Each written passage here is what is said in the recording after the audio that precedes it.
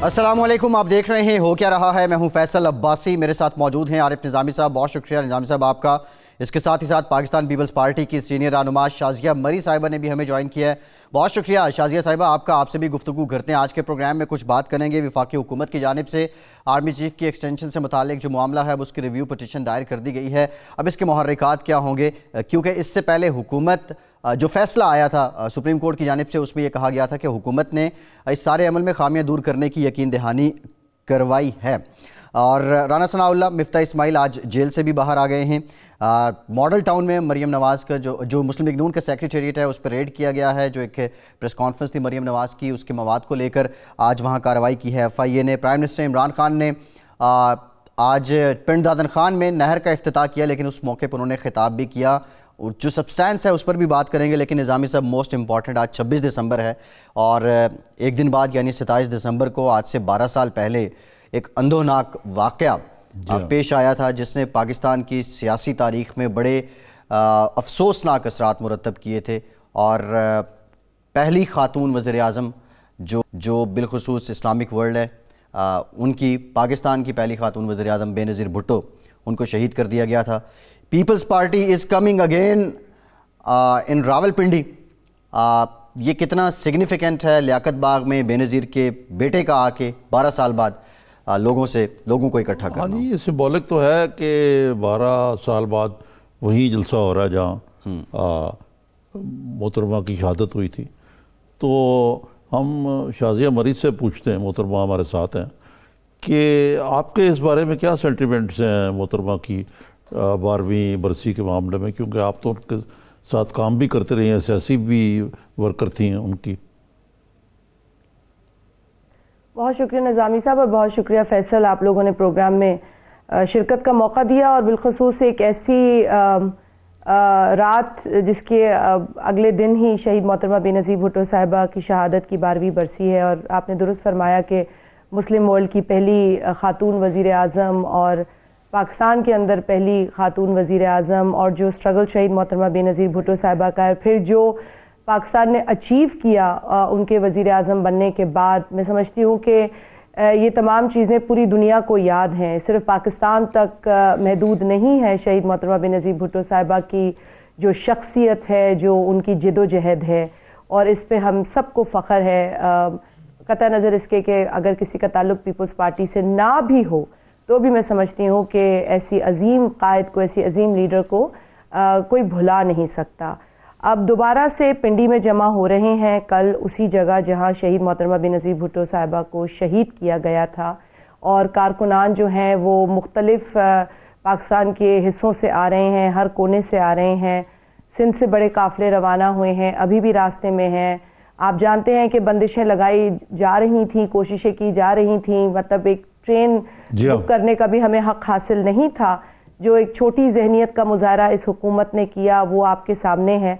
बहरहाल आने वालों का रास्ता कोई रोक नहीं सकता। वो एक अजीम लीडर से अपना जो एक वादा है वो निभाने आ रहे हैं, एक रिन्यूअल के लिए आ रहे हैं, एक नए जोश और जज्बे के साथ आ रहे हैं। और अब हमारे जो यंग लीडर हैं जनाब बिलावल भुट्टो जरदारी साहब, उनकी क़यादत में वो एक बार फिर पाकिस्तान पीपल्स पार्टी की आइडियोलॉजी के साथ अपनी जो लॉयल्टीज़ हैं उसको रिन्यू करेंगे। तो मैं समझती हूँ कि बहुत वलवला, बहुत जोश है लोगों के अंदर। हाँ, ये तो बताएं मुझे, लेकिन कि जो आपने जिक्र किया, आखिर क्या ऐसी घबराहट है हुकूमत को?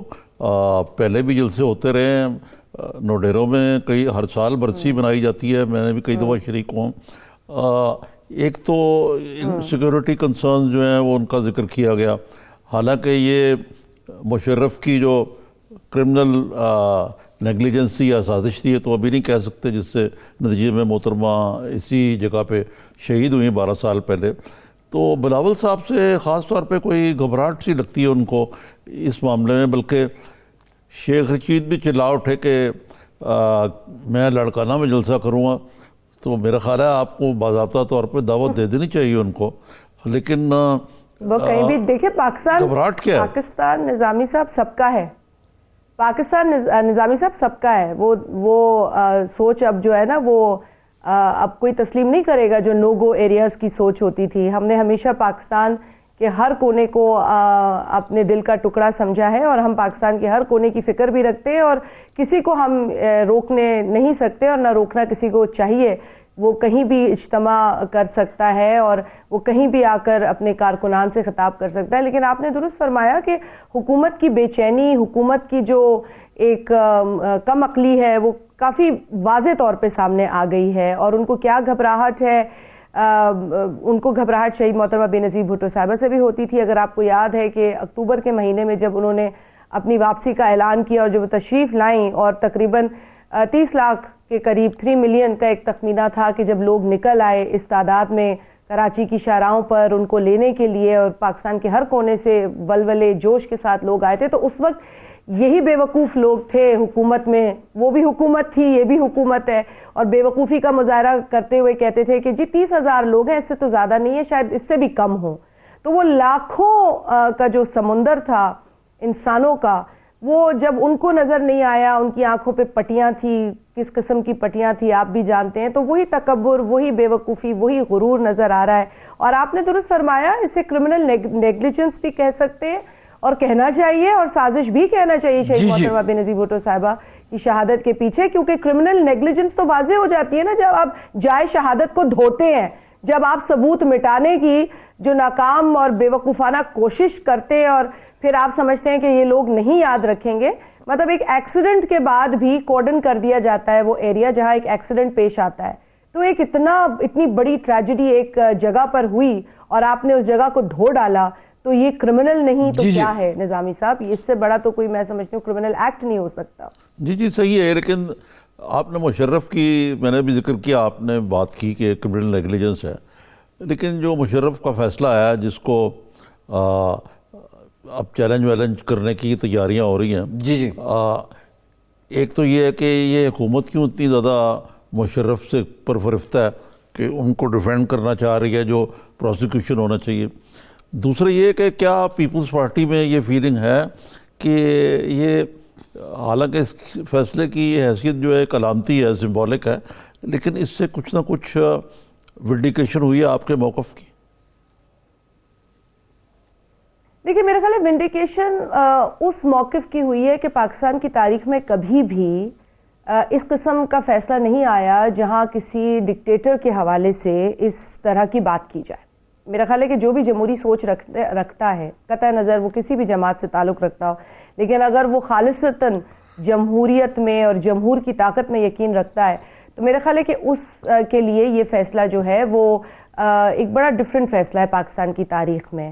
اور فیصلے کے خد و خال کیا ہے, فیصلے میں کیا لکھا گیا, اس کی بحث میں جائے بغیر میں سمجھتی ہوں کہ کیونکہ یہ چیز نہیں ہوئی اور کیونکہ 2 اداروں کی پارٹنرشپ کی وجہ سے پاکستان میں جمہوریت کو بہت نقصانات پہنچے ہیں, چاہے وہ ڈکٹیٹرشپ ہو, 4 دفعہ ملٹری انٹرونشن ہو, چاہے وہ آئین کا توڑنا ہو, اس کو لیگل کرنے کا سٹیمپ ہو, یہ تمام چیزیں پاکستان کی تاریخ میں ہوئی. اور ہم اسی چیز سے جو ہے وہ لڑتے رہے کہ پاکستان کو خدارہ جمہوریت دے دو, پاکستان کو جمہوری بنا دو, پاکستان کو قائد اعظم محمد علی جناح کے ویژن کے عین مطابق چلاؤ.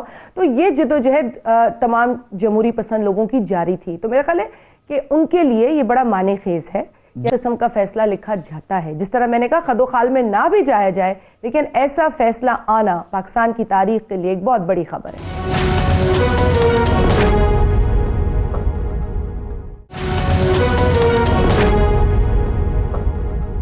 آپ تو بات کہتی ہیں یہ جمہوریت پسند, لیکن عمران خان صاحب نے آج بھی کہا ہے یہ, تو وہ کہتے ہیں آپ سب لوگ تو مافیاز ہیں, کرپٹ ہیں.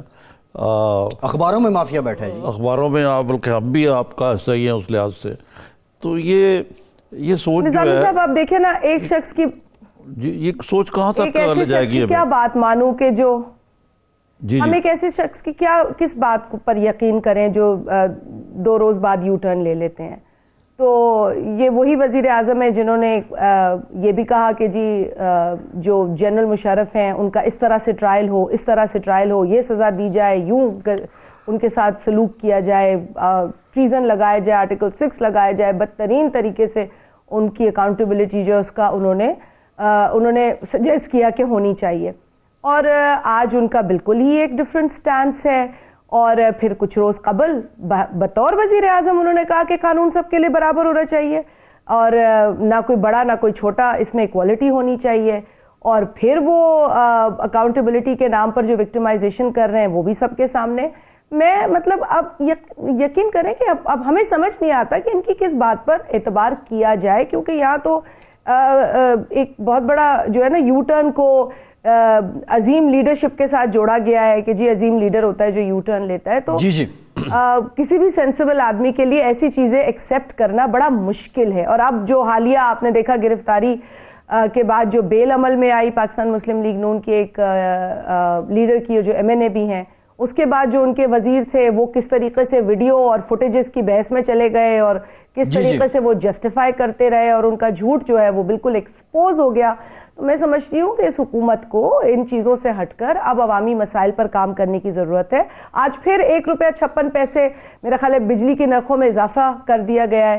تو لوگوں کا تو یہاں بد سے بدترین حال ہو گیا ہے, لیکن یہ اپنے ڈھول پیٹنے میں لگے ہیں, ایک دوسرے کو شاباشی دینے میں لگے ہیں, ایک دوسرے کو یہ تھپیاں دیتے رہتے ہیں, لیکن ہمیں نہیں پتا کہ یہ شاباشیاں کیوں دی جا رہی ہیں, کیونکہ عوامی مسائل پر ان کا کوئی نہ رجحان ہے نہ اس طرف ان کی کوئی پرائیورٹی نظر آتی ہے. اچھا شازیہ صاحبہ, ویڈیو اور فوٹیجز تو خیر ٹاپ ٹرینڈ ہے, ایک علیحدہ سے بحث ہے, لیکن ابھی پروگرام کے آغاز میں کچھ ویڈیوز ہم نے پلے کی کیونکہ پیپلز پارٹی یہ بھی تاثر آ رہا ہے کہ کل ایک نئی جہد کا آغاز کرنے جا رہی ہے. تو ہم دیکھ رہے تھے کہ یہ راولپنڈی کی ویڈیو ہے, فوٹیج ہے, اس میں زمرد خان بھی ہمیں نظر آ رہے ہیں, یہاں سلطان محمود قاضی بھی ہوتے تھے, آغا ریاض بھی ہوتے تھے, خالد نواز بوبی بھی ہوتے تھے. یہ وہ آپ کے جیالے تھے جو بی بی پہ آپ کی قیادت پہ مر مٹنے کو تیار ہوتے تھے. اور پیپلز پارٹی کی تنظیم اور تحریک پنڈی کی گلیوں میں, پنجاب کی گلیوں میں ہوا کرتی تھی. کیا عوام پھر سے یہ توقع کریں, کیا بلاول صاحب کل اس تنظیم کو, اس تحریک کو بحال کرنے جا رہے ہیں, یا پھر یہ جلسہ بھی عوامی رابطہ مہم کا سلسلہ ہوگا اور ایک رسمی کارروائی کے طور پہ گزر جائے گا؟ فیصل, آپ نے بہت اچھی بات کی. میرا خیال ہے کہ یہ جو ہے نا بڑا کرکس ہے پاکستان پیپلز پارٹی کا, کیونکہ پاکستان پیپلز پارٹی ایک نظریے کا نام ہے, اور جب ہم کہتے ہیں نا کہ بھٹو زندہ ہے جو کہ لوگوں کو سمجھ میں نہیں آتا, تو ہم اس سوچ کی بات کرتے ہیں, اس فلسفے کی بات کرتے ہیں جو شہید ذوالفقار علی بھٹو نے عوام کو دیا اور آج بھی عوام کے دلوں میں وہ بیٹھا ہوا ہے. کوئی بے شک مختصر طور پہ ناراض ہو سکتا ہے یا کسی بات پہ, کیونکہ ایک سمندر ہے نا جی, اب سمندر میں کسی کو کبھی کوئی چیز پسند نہیں, کبھی کوئی, تو اس سے کبھی آئیڈیالوجیز افیکٹ نہیں ہوتی. میں سمجھتی ہوں کہ ہر وہ شخص جو پاکستان پیپلز پارٹی سے جدا ہوا, اس نے یہ ریئلائز کیا کہ اگر اس ملک کے اندر کوئی آئیڈیالوجی ہے, اگر اس ملک کے اندر عوام سے منسلک کوئی سوچ ہے, کوئی سیاست ہے, تو وہ صرف پاکستان پیپلز پارٹی کی سیاست ہے. ہمارے بدترین کرٹکس بھی یہ مانتے ہیں کہ اگر کسی جماعت کو سیاست کرنی آتی ہے اور جمہوریت کو وہ جو ہے وہ ایکسرسائز کرتے ہیں تو وہ صرف پیپلز پارٹی ہے. اور میں صرف اس لیے نہیں کہہ رہی کہ میرا تعلق پیپلز پارٹی سے, میں میڈیا کے ساتھیوں سے ملتی ہوں, وہ بھی ہمیشہ کہتے ہیں کہ جی اگر برداشت کا مادہ ہے تو وہ پیپلز پارٹی کے لوگوں کے اندر ہے. تو یہ برداشت کا مادہ اس تمام سٹرگل کی وجہ سے, اس تمام جد و جہد ان قربانیوں کی وجہ سے, ہم تو برسیوں پہ بھی بیٹھ کے روتے نہیں ہیں, وہاں بھی ہم اپنے جو اپنا ایک مشن ہے اس کو رینیو کرتے ہیں. جو آئیڈیالوجی میں ہم نے ایک بار پھر اپنے ویژن, قائدین کے ویژن کو آگے لے کے چلنا ہے, اس کا عزم کرتے ہیں. تو ہمارے لیے تو یہ برسیاں بھی جو ہیں اب ایک بڑا ایک سمبولک ہمارے لیے یہ چیزیں ہو گئی ہیں کہ یہاں ہم اکٹھے اس لیے ہوتے ہیں کہ ایک بار پھر ہم اپنی آئیڈیالوجی جو ہے اس کے ساتھ اپنے پرومسز کو مضبوط کریں اور آگے بڑھیں. کیونکہ بدقسمتی سے پاکستان کی کو اتنے برسوں کے بعد بھی وہ جمہوریت نہیں ملی جو ہم ٹرولی ڈیزرو کرتے ہیں. ابھی تک ہم جیسے آصف علی زرداری صاحب کہتے ہیں کہ not only democracy, sustainable democracy. وہ کہتے ہیں کہ جمہوریت جمہوریت جمہوریت یہ ہمارا عزم ہونا چاہیے, کیونکہ ایک مرتبہ جمہوری حکومت کے قیام سے ہم بیٹھ نہ جائیں کہ جی اب ہو گیا کام. جی. اس کو مضبوط کرنا بھی جو ہے وہ جمہوری پسند لوگوں کی ذمہ داری ہے. ٹھیک ہے, یہ تو باتیں ہیں بڑی اچھی کہیں آپ نے, جس طرح محترمہ نے یہ بھی کہا تھا کہ democracy is the best revenge, لیکن وہ ریونج تو آپ لے نہیں سکتے جس طرح کہ لولی لنگڑی جمہوریت ہی کہہ سکتے ہیں ہم اس کو, جو جمہوریت ہے. چلیں بہرحال یہ آمریت سے تو بہتر ہے. نظامی صاحب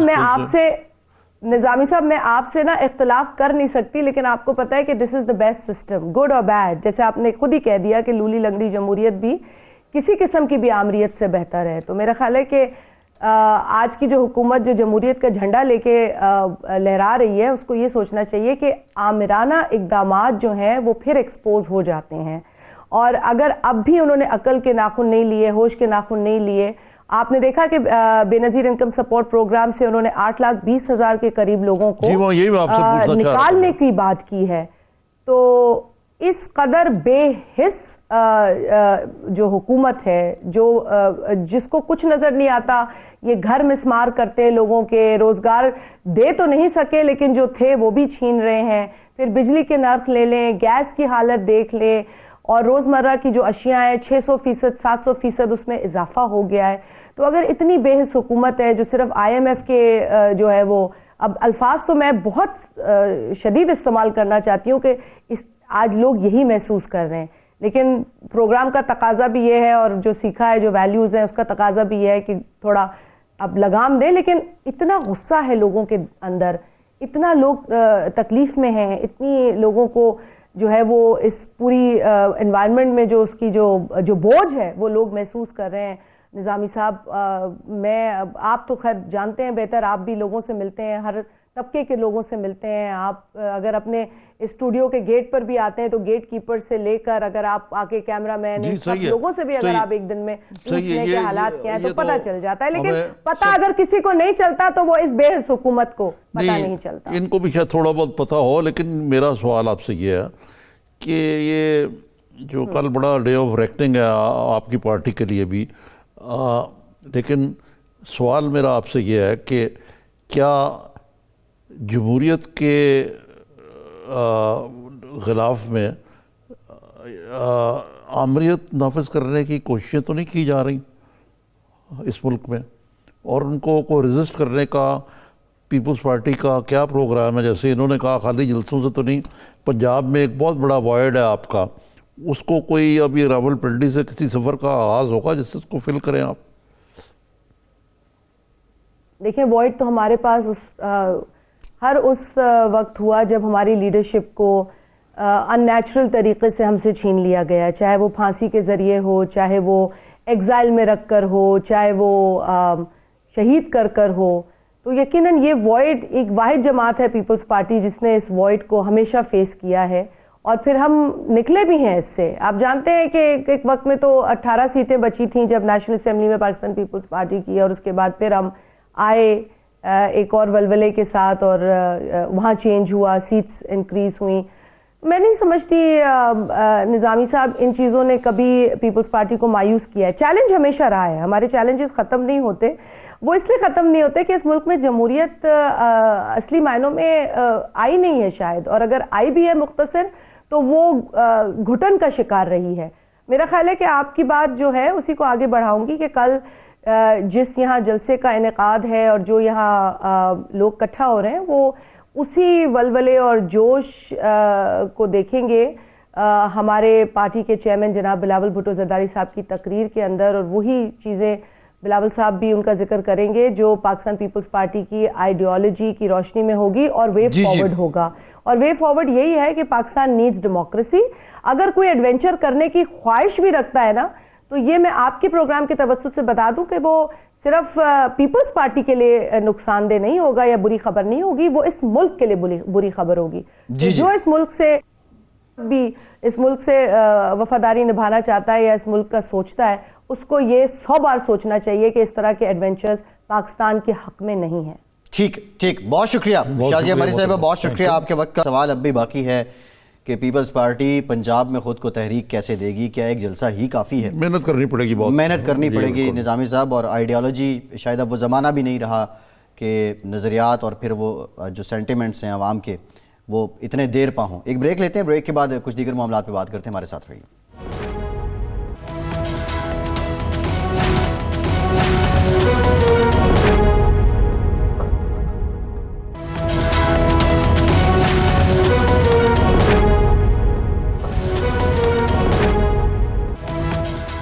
بریک کے بعد ایک بار پھر سے آپ کو خوش آمدید کہیں گے. بریک میں ہمیں جوائن کیا ہے ماہر قانون شاہد حامد صاحب نے. بہت شکریہ شاہد صاحب آپ کے وقت کا. آپ سے گفتگو کرتے ہیں. نظامی صاحب، دو اہم معاملات ہیں. ایک تو رانا ثناء اللہ کا جو ڈیٹیل ڈیسیژن ہے ضمانت کو لے کے وہ بھی سامنے آ گیا، لیکن آرمی چیف کی مدت ملازمت میں توسیع کا جو فیصلہ تھا اب اس کی نظر ثانی اپیل میں وفاق پھر سے سپریم کورٹ کے پاس چلی گئی ہے. اچھا شاہد صاحب، یہ تو معاملہ ہو گیا. دوسرا جو اہم معاملہ وفاقی حکومت کی اپیل ہے آرمی چیف کی ایکسٹینشن کو لے کے سپریم کورٹ میں.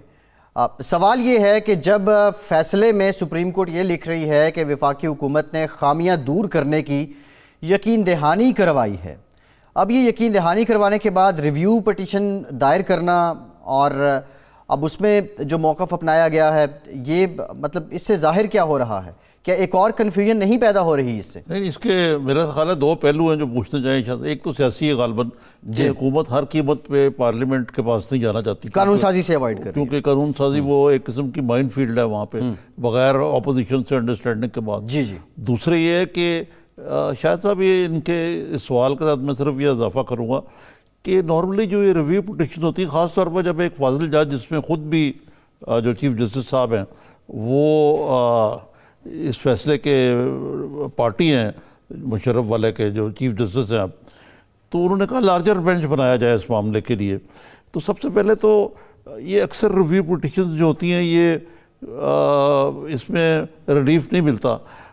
تو یہ کوئی تیسری چیز سامنے آتی ہے، کوئی لارجر انڈرسٹینڈنگ ہے جس کے نتیجے میں یہ معاملہ جو ہے وہاں لے جانے کے لیے کی کوشش کی گئی ہے. عارف صاحب، میرا نہیں خیال. ویسے تو دیکھیے، نظر ثانی کی جو درخواست ہے وہ تو آئین میں لکھا ہوا ہے، سب کا حق ہے، سرکار سمیت سب کا حق ہے کہ اگر آپ کسی فیصلے سے آپ خوش نہیں تو آپ نظر ثانی کی درخواست دائر کریں.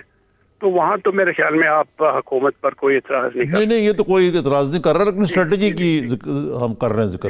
البتہ یہ آپ کی بات واضح ہے کہ وہ پارلیمنٹ میں یہ معاملہ نہیں لے جانا چاہتے، کیونکہ وہ کوئی نہ کوئی ان کو مذاکرات کرنی پڑیں گی پی ایم ایل این سے بھی، پی پی پی سے بھی، تاکہ کوئی سینٹ میں بھی اکثریت بنے قانون سازی کے لیے. تو اگر ان کی کوشش یہی ہوگی کہ اگر یہ نظر ثانی کی درخواست کامیاب ہو جاتی ہے تو پھر وہ جو پارلیمنٹ کا راستہ ہے وہ اس سے وہ ہٹ جائیں گے، اوائڈ کر لیں گے.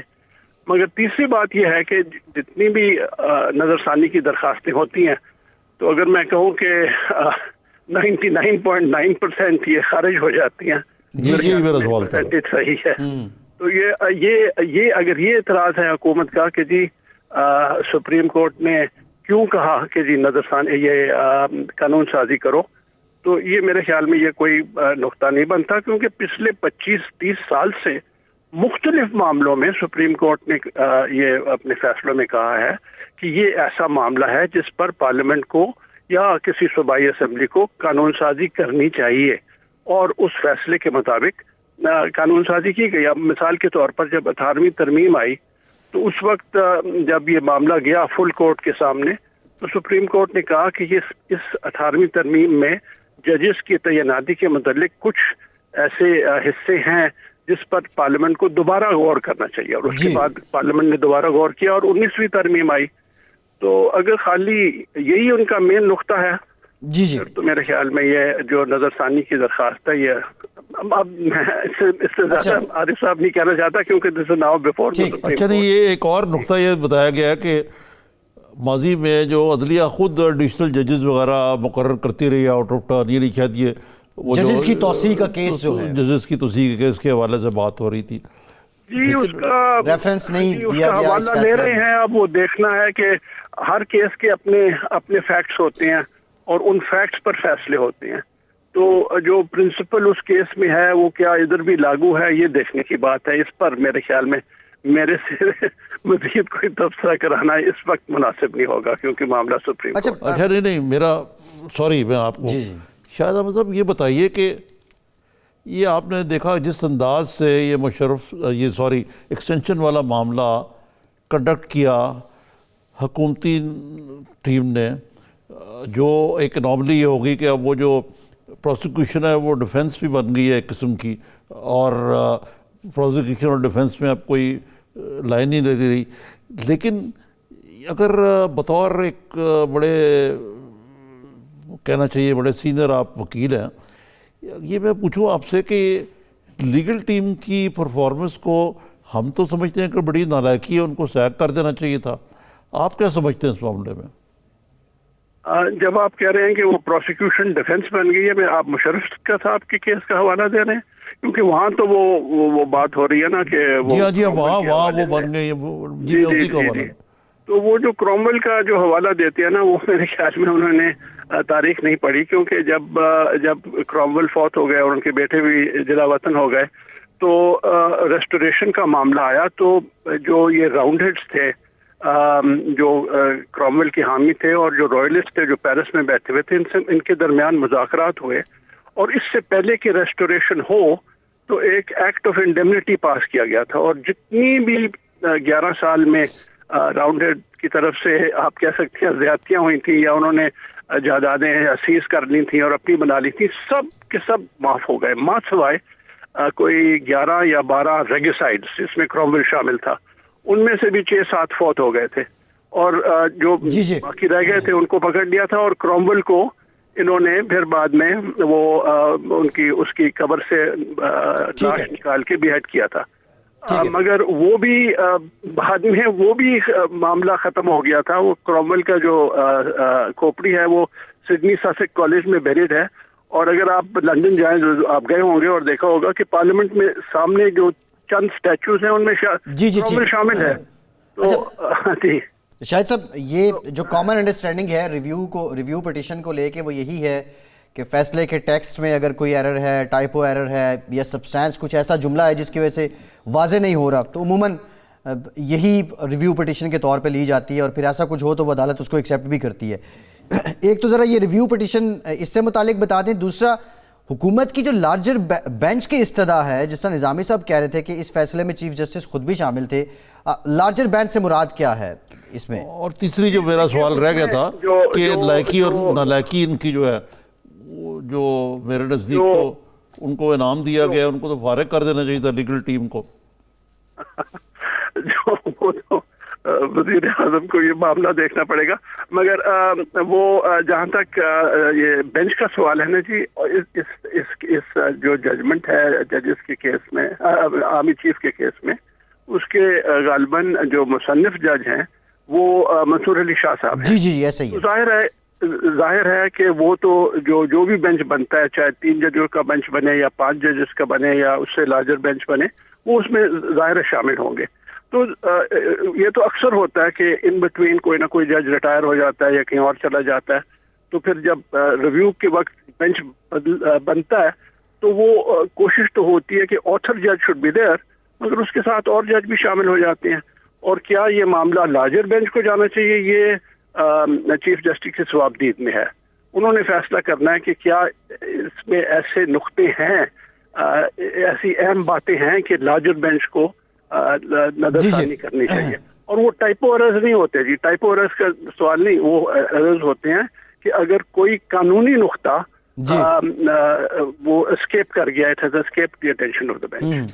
ٹھیک ہے شاہد احمد صاحب، میرا آخری سوال ہے آپ سے کہ ایک اور معاملہ تھا کہ جی جو آپ نے کیا نا، اس میں جو شک نمبر 66 ہے، جس کا آپ نے بڑی تفصیل سے بتایا کہ یہ ہم اس معاملے کو متعلقہ جج کو کے حوالے سے سپریم جوڈیشل کونسل میں جائیں گے اور ہم یہ کہیں گے کہ یہ فاطر العقل ہے یا he is not of a sound mind. اس گراؤنڈ پہ جانا چاہتے تھے، لیکن میرا خیال ہے شاید بیٹر سینسز پریویلڈ کہ کسی جج کے فیصلے کے خلاف جوڈیشل کونسل میں جانے کا مطلب ہے کہ آپ یہ عدلیہ کی آزادی یا انڈیپینڈنس کو انڈرمائن کر رہے ہیں. عارف صاحب، with great respect to the Chief Justice of the Peshawar High Court، جنہوں نے یہ پیرا 66 لکھا، نامناسب الفاظ ہیں، کاش کہ انہوں نے ایسا نہ لکھا ہوتا. مگر میرے خیال میں جب بھی کوئی اپیل کرے گا یا اس پر کوئی درخواست دے گا سپریم کورٹ میں، تو میں تو سمجھتا ہوں کہ اور پتہ نہیں کیا فیصلہ ہوتا ہے اپیل میں، مگر یہ جو پیرا 66 ہے یہ ڈیلیٹ ہو جائے گا، یہ حذف ہو جائے گا. ٹھیک بہت شکریہ شاہد حامد صاحب. یہ کہہ رہے ہیں کہ ڈیلیٹ ہو جائے گا، پیرا ڈیلیٹ ہو جائے گا، اور یہ فیصلہ جو ہے اچھا یہ بتائیں کہ کل محترمہ فردوس عاشق اعوان نے کہا جی کہ یہ جو ایکسٹینشن والا معاملہ ہے یہ اس لیے ضروری ہے، کچھ کہا تھا انہوں نے، وہ شارٹ ذرا یہ دیکھ لیتے ہیں، پھر اس کے بعد اس پہ بات کرتے ہیں. چیف آف آرمی سٹاف جو ہیں جنرل قمر جاوید باجوہ صاحب، اس وقت پاکستان کی قومی ضرورت ہے، کیونکہ جو خطے کے حالات ہیں، جو آپ کی اندرونی بیرونی چیلنجز ہیں، جو بارڈر کی صورتحال ہے، پاکستان اس وقت حالت جنگ میں ہے۔ تو حالت جنگ میں کمانڈر نہیں بدلے جاتے، تو جب کمانڈر کی چین آف کمانڈ کی بات آئے گی تو مجھے یقین ہے کہ ساری پارلیمنٹ یک زبان نظر آئے گی۔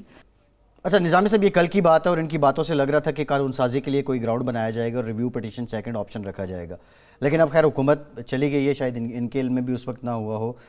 آپ نہیں سمجھتے قانون سازی اپوزیشن کو آن بورڈ کرنا آسان کام تھا؟ یقیناً ٹھیک ہے، لیکن سب سے پہلے میں یہ کہوں گا، جو محترمہ نے کہا جی کہ جو ان کے لیڈر ہیں عمران خان صاحب، وہ تو کہہ چکے ہیں کہ حالت جنگ میں بھی آرمی چیف جو ہے تاریخی طور پہ تبدیل ہوتے رہے اور ہونے چاہیے، اور یہ ایک فیکچولی انکریکٹ بات ہے جی کہ پاکستان حالت جنگ میں کس طرح بھائی پاکستان حالت جنگ میں پاکستان اس وقت حالت جنگ میں نہیں تھا جب جنرل ریل شریف کو کی مدت ملازمت ختم ہونے پہ وہ ریٹائر ہو گئے، جس وقت آرمی پبلک سکول والا واقعہ ہوا تھا، چیلنجز گردی زوروں پہ تھی، چیلنجز کئی زیادہ تھے، وہ ضرب عضب چل رہی تھی، ٹھیک ہے نا۔ آج تو پاکستان میں ماشاءاللہ ہم نے اس معاملے کو کافی حد تک کنٹرول کر لیا، دہشت گردی کے خلاف جنگ کو اگر دیکھیں، ہاں انڈیا سیبر ریٹلنگ کرتا رہتا ہے، ایل او سی پہ معاملات چلتے رہتے ہیں، وہاں بھی بڑے بڑے واقعات۔ نظامی صاحب، اس پہ ذرا بریک کے بعد بات کریں گے کہ انڈیا کے جو انٹرنل میٹرز ہیں، اور آج پرائم منسٹر نے بھی بات کی ہے، لیکن یہ جو پاکستان کے اس وقت حالات ہیں، جو موجودہ کمانڈر ہیں، آرمی چیف ہیں، ان کو کریڈٹ ضرور جاتا ہے کہ انہوں نے یہ امن و امان کے لیے خاصا کچھ نہیں یہ اپنی جگہ پہ کریڈٹ، لیکن یہ اس کو جواز، لیکن ویسے سویر چیلنجز نہیں ہیں، ویسے جو آج سے 4-5 سال پہلے تھے ویسے نہیں ہیں۔ ایک بریک لیتے ہیں اور بریک کے بعد انہی معاملات پہ بات کرتے ہیں، ہمارے ساتھ رہیے۔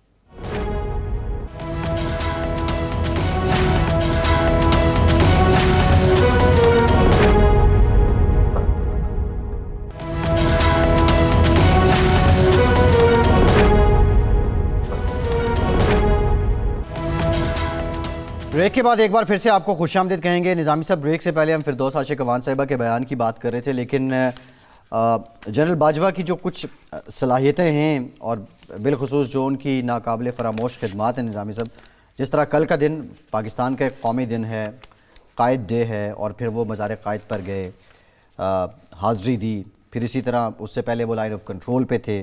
موجودہ جو حالات ہیں، بھارت جس طرح کے اس کے اندرونی معاملات ہیں ان سے توجہ ہٹانے کے لیے، جس طرح آج پرائم منسٹر نے بھی کہا کہ کوئی گڑبڑ کر سکتا ہے، تو ان حالات میں جو جنرل باجوہ کی ایک متحرک رول ہے اور جو قائدانہ صلاحیتیں نظامی صاحب، یقینی طور پہ ان کی داد تو بنتی ہے، ڈسپائٹ آف دیٹ کہ ان سے فردوس عاشق اعوان صاحب سے ڈس ایگری کریں آپ کے حالت جنگ میں نہیں ہے ملک۔ نہیں، وہ تو اپنی جگہ پہ جو آپ بات کر رہے ہیں، بہرحال یہ ایک قابل تنقید بات ہے کہ انہوں نے بات بھی ٹھیک کی، یہ دو قومی نظریے کی تھی، اور میں تو کہوں گا کہ وزیر اعظم کو خود جانا چاہیے تھا وہاں، اور بلکہ شاید ہمیں وہ دن بھی دیکھنا نصیب ہو کہ سارے اپوزیشن اور حکومت مل کے وہاں قائد اعظم مزار پہ جا کے بڑی خوبصورت سجیشن ہے ویسے ان کی یہ وہاں عہد کریں کہ ہم ان کی احساس کو آگے بڑھائیں گے، لیکن ان کی احساس کو آگے بڑھانا جو ہے وہ بڑا مشکل لگتا ہے۔ لیکن جنرل باجوہ نے جو بات کی، وہ اس وقت جو انڈیا میں جو کچھ ہو رہا ہے وہ میرے خیال سے اس کانٹیکس میں تھی کہ دو قومی نظریہ جو ہے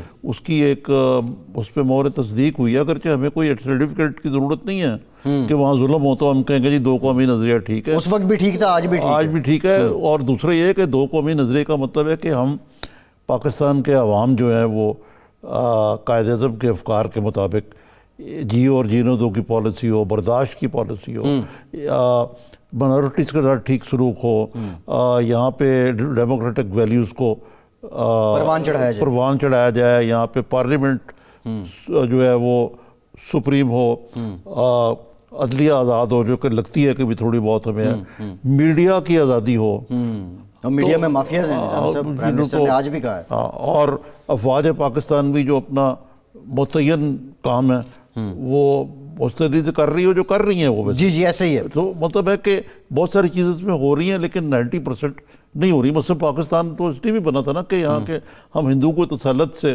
بنیاد کی تسلط سے آزاد ہو کے یہاں اکنامکلی ہم ویل بینگ ہو ہماری، لیکن اب اگر دیکھا جائے تو خان صاحب کہتے ہیں طاقتور کے لیے اور قانون ہے کمزور کے لیے، اس میں بھی کسی حد تک صداقت ہے، لیکن یہ بھی بتائیں نا کہ یہاں پہ جو ایک بہرا طبقہ ہے جو کابینہ میں نظر آتے ہیں، جو اپوزیشن میں نظر آتے ہیں، جو اسمبلیوں میں نظر آتے ہیں، وہ اور جو بڑے ایک امیر طبقہ ہے اور زیادہ تر گورنمنٹ لوگ جو ہیں جو سب سے زیادہ پاکستان کے حامی ہیں وہ بیچارے جو ہیں غربت میں پس رہے ہیں. جی ماڈل ٹاؤن نون لیگ کا سیکریٹریٹ ریڈ ہوا ہے، FIA نے کیا، جو مریم نواز کی ایک کنٹروورشل پریس کانفرنس تھی اس کو لے کے، اور پھر اس کے بعد نون لیگ کا رد عمل بھی سامنے آیا. FIA نے کیا؟ جی FIA نے آج ریڈ کیا ہے، اور اطلاعات یہ ہیں کہ وہاں سے کچھ مواد بھی انہوں نے میں نے اکٹھا آپ کیا ہے. کو کچھ دیر پہلے یہ بتایا تھا جی کہ FIA کی قیادت میں اب وہ آ گئے صاحب جو پہلے JIT کے ہیڈ ہوتے تھے. جی کیا نام ہے ان کا؟ ان کا نام واجد ضیاء صاحب. اور میں نے آپ سے یہ بھی کہا تھا کہ اب یکنا شد دو شد ہوگا، کہ ایک طرف فعال ہوگی، فعال نہیں بلکہ جو دوڑ رہی ہے نیب اپوزیشن کے خلاف، اب FIA کو بھی اسی کام کے لیے یوز کیا جائے گا سیاسی مقاصد کے لیے. تو آپ کے سامنے آ رہا ہے وہ آج FIA کے ہیڈ کوارٹر میں بھی پیش کیے گئے لوگ. جی تو آپ یہ دیکھیے گا، ابھی تو ہے ابتدائش. جو میں یہ صحیح کہہ رہا ہوں آپ کو، جو میرا ہم آمریت کی طرف جا رہے ہیں. میڈیا کو دھمکیاں، سیاستدانوں اپوزیشن کے سیاستدانوں کو متون کرنا، جو اچھا بڑا ANF ادارہ تھا اس کو پولیٹیسائز کر کے پولیٹیکل وکٹمائزیشن کے لیے یوز کرنا، یہ کوئی اچھے کواکب نہیں ہیں. رانا ثناء اللہ صاحب نے کہا ہے کہ چیف جسٹس میرے معاملے کا نوٹس لیں، اور جس جگہ مجھے رکھا گیا وہاں اگر شہریار آفریدی یا فردوس عاشق اعوان کو رکھا جائے تو وہ سیاست کرنا چھوڑ دیں گے. کہہ رہی انہوں نے بتایا نہیں کہ انہیں کہاں رکھا گیا. جی یہ تو دیکھیں نا، یہ تو حکومت خانے نہ جہاں رکھا گیا، مطلب ایک جو جس انداز میں رکھا جاتا ہے، یہ تو افسوسناک صورتحال ہے. میں یہ نہیں کہوں گا کہ جن کے انہوں نے نام لیے ان کو بھی رکھا جائے. یہ پاکستان میں رول آف لا ہو اور کسی بھی شہری سے اس کی جو سٹینس ہے اس کی وجہ سے اس کے بعد اس قسم کے بیان دیکھیں. میں نے یاد ہے آپ کو پہلے بھی کہا، کل بھی شاید میں نے کہا، یہ بھینسوں کی چوری والے کیس میں نا، بھینسوں کی ظہور العیب صاحب پہ جو بھٹو صاحب نے ڈالا تھا، اس پہ گرفتاری ہوئی تھی، یہ اس زمرے میں آئے گا. اچھا وہ رانا صاحب دیکھیں، ایک قسمیں اور میں نے جان اللہ کو دینی ہے، شہریار آفریدی اٹھا رہے ہیں. رانا صاحب بھی آج کہہ رہے ہیں کہ اگر میں نے یہ کام کیا ہو تو مجھ پہ اللہ کا قہر نازل ہو.